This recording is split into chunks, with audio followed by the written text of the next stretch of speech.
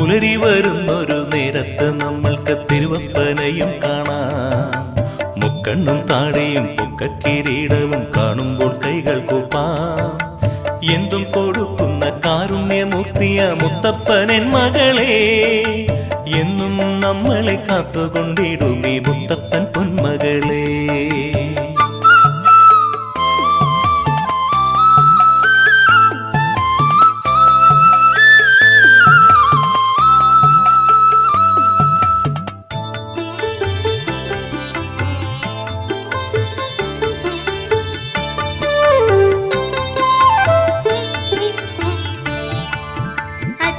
പറശ്ശിനി എന്നു പറയുവാൻ കാരണമെന്താണോ?